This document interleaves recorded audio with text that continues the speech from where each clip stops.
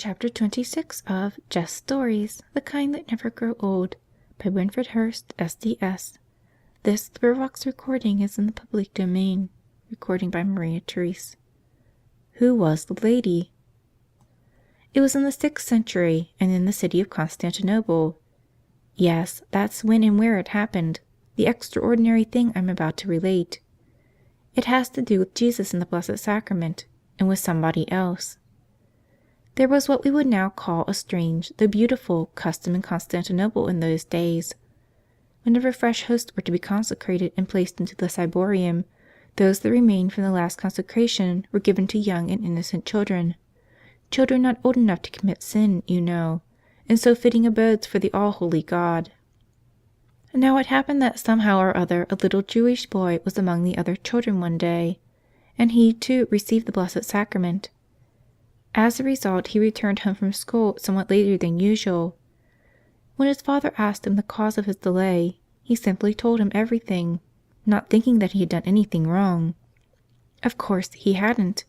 But his father hated the Christians with an awful hatred, and when he heard what his boy had done, he seized him and mercilessly flung him into the red-hot furnace where the glass was melted, for he was a glass founder.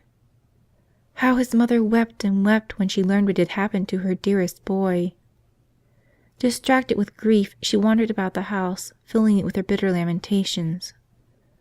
But on the 3rd day she happened to pass the furnace, and as she passed she heard a voice calling from within, "Mother! Mother!"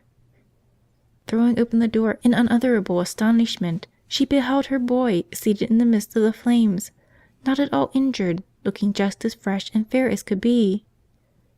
He sprang into her arms. "Darling," she cried, "how is it you were not all burnt up in that awful fire?" "Oh, Mother," he said, "a lady dressed in purple came to me often during these 3 days and threw water around me to put the fire out, and she also brought me good things to eat." Soon the whole city knew about the great miracle that had taken place. The mother and the boy became Catholics, but the unnatural father remained hardened in his infidelity and was sentenced to death by the Emperor Justinian for the attempted murder of his child. But who was the lady?